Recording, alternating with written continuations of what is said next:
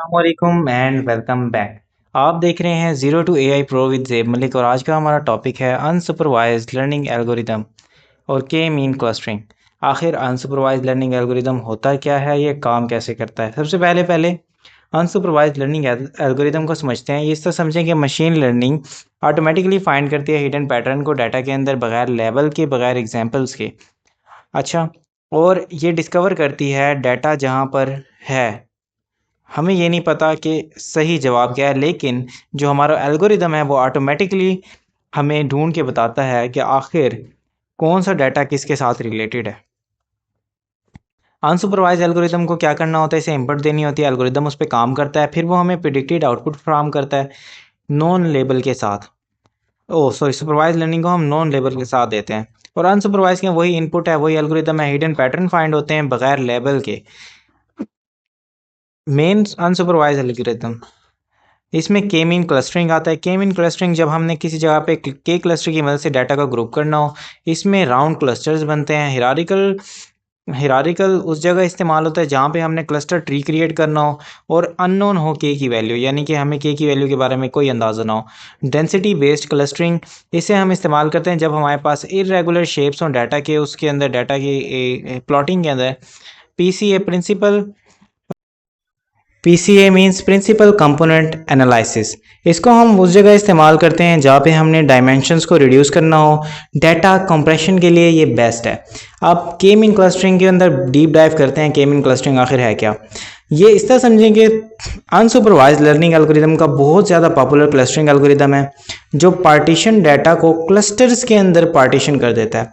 यानी ये करता है मिनिमाइज डिस्टेंस को, इक्विडियंट डिस्टेंस को, और उन्हीं डिस्टेंस की बेस पे क्लस्टर्स बनाता है अपने डाटा के अंदर।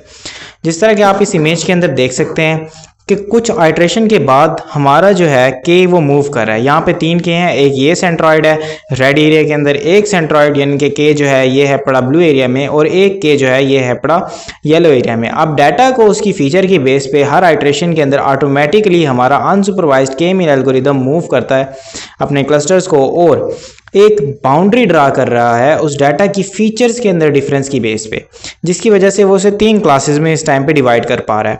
ओके, इसके स्टेप्स क्या होते हैं। सबसे पहले हमें इनिशियलाइज करना पड़ता है, रैंडम के सेंट्रॉइड्स बताएंगे, फिर उसके बाद हर एक पॉइंट अपने नियरेस्ट सेंट्रॉइड के करीब असाइन होता जाएगा। ओके, और फिर सेंट्रॉइड तब तक मूव करेंगे जब तक वो क्लस्टर्स की सेंटर के अंदर ना आ जाए, और ये प्रोसेस तब तक रिपीट होगा जब कि सेंट्रॉइड की मूविंग बंद ना हो जाए, जिस तरह के हमने इस इमेज के अंदर देखा था।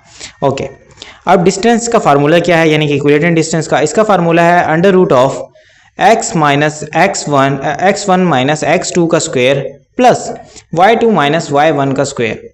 अब यहाँ पे y1 या x1 y2 x2 इनकी लोकेशन चेंज हो सकती है, तो क्योंकि इस पे स्क्वायर है तो इससे वैल्यू पे कोई फ़र्क नहीं पड़ेगा। इसे एक अगर ब्रैकेट के अंदर देखा जाए या फिर इस ब्रैकेट के अंदर देखा जाए, y2 और y1 की जगह चेंज कर दी जाए तो कोई फ़र्क नहीं पड़ेगा, क्योंकि डिस्टेंस हमेशा पॉजिटिव होता है। स्क्वायर और अंडर रूट इसे वही कर देते हैं। ओके, सेंट्रॉइड अपडेट, जब नया सेंटर बनेगा ये तमाम के तमाम पॉइंट्स जो क्लस्टर के अंदर है उसकी एवरेज होगी। ओके, पाइथन इम्प्लीमेंटेशन को देखेंगे। हमें क्या करना है, सबसे पहले हमारा जो मेन लाइब्रेरी है sklearn, उसको हम इंपोर्ट करेंगे। उसके अंदर से sklearn.cluster में से हमने के मीन को इंपोर्ट कर देना है जो कि हमारा एल्गोरिदम होने वाला है। फिर हमने numpy में से numpy को एज np इंपोर्ट करना है, matplotlib.pyplot को एज plt इंपोर्ट करना है, जनरेट करना है सैम्पल डाटा को रैंडम से, वैसे आप कोई भी डाटा सेट भी उठा सकते हैं। फिर के मीन को अप्लाई करने का एल्गोरिदम आ जाता है। के मीन इज इक्वल टू हम करेंगे के मीन्स जो कि हमारा यहाँ पे इंपोर्ट हुआ हुआ के मीन्स है, और उसके अंदर हम n क्लस्टर्स देंगे, यहाँ पे 3 दे दिया, और रैंडम स्टेट हमारा 42 है। रैंडम स्टेट हम चेंज भी कर सकते हैं, 42 मीन्स इससे रैंडम डाटा जाएगा। लेबल्स हमारे पास कौन कौन से हैं, लेबल्स वो डाटा होगा जिसको प्रिडिक्ट करना है के मीन्स ने, यानी के mean dot fit predict x, capital x, ये हमारे यहाँ पे क्या होने वाला है, लेबल होने वाला है।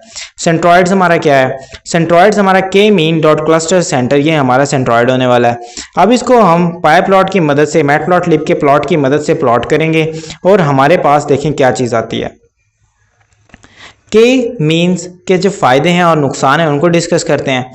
के मीन सिंपल है, फास्ट है, जल्दी काम करता है, स्फेरिकल क्लस्टर बनाता है और स्केल करता है लार्ज डाटा सेट को, गारंटी कवरेज देता है और इसके अलावा मेमोरी एफिशिएंट है। डिसएडवांटेजेस इसके ये हैं कि हमें लाजमी के बिफोर हैंड खुद से ही के डिसाइड करना पड़ता है। सेंसिटिव है इनिशियलाइजेशन की बेस पे, क्योंकि के अगर हमने डिफाइन किया अगर कम होगा तो हो सकता है कि 3 क्लस्टर की जगह पे वो 2 बना दें। एज्यूम करें स्फेरिकल क्लस्टर को, और अफेक्टेड बाय आउटलायर्स की वजह से अफेक्ट होगा। स्ट्रगल करता है वैराइंग साइजेस की वजह से, अगर डाटा सेट बड़ा होगा तो इसे बहुत ज़्यादा स्ट्रगल करनी पड़ेगी। ओके, चूजिंग द के राइट। बिगेस्ट चैलेंज जो है के मीन क्लस्टरिंग का वो ये है कि हमें एक optimal number of cluster choose करने होते हैं, यानी कि आगे हमारे डाटा के अंदर कितने पॉसिबल क्लस्टर बन सकते हैं।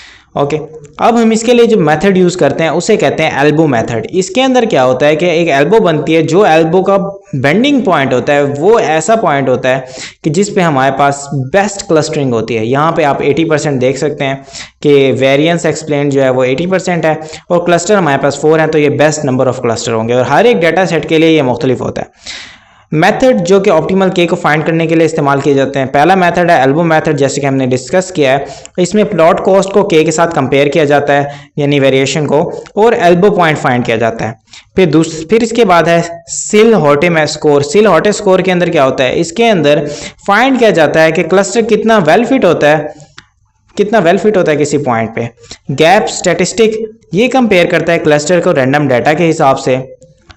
यहाँ पे आप देख सकते हैं कि ये सिल हाउस एनालिसिस है, इसके थ्रू हम ये पता लगा रहे हैं, और ये है बड़ा विजुअलाइजेशन ऑफ क्लस्टर डाटा। देखें, ओके, अब एल्बो मेथड को हम कैसे यूज़ करते हैं। सबसे पहले हम कोई एम्प्टी सी अरे ले लेंगे, फिर ये लिस्ट ले लेंगे, फिर हम एक लूप लगाएंगे, लूप को हम एक रेंज तक चलाएंगे, और हर दफ़ा उसे के नंबर ऑफ क्लस्टर देंगे।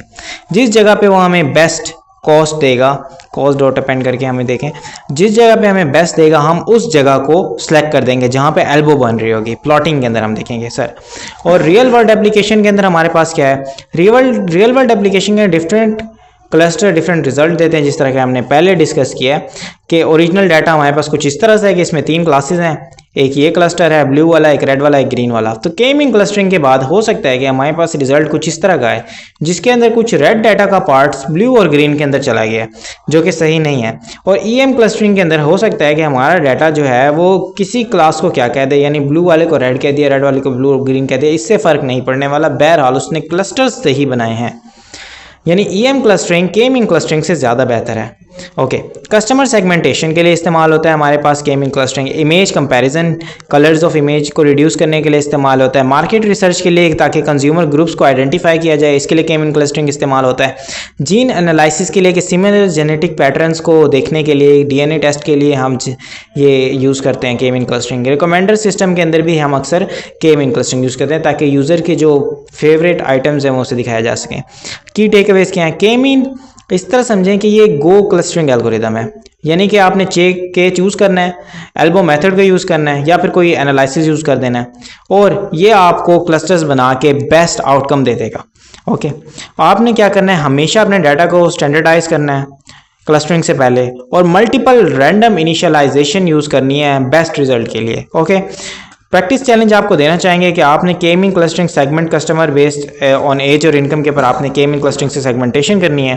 तो आज के लिए इतना ही, मिलते हैं अपनी नेक्स्ट वीडियो में, तब तक के लिए अल्लाह हाफिज़। चैनल को लाइक सब्सक्राइब लाजमी कीजिएगा।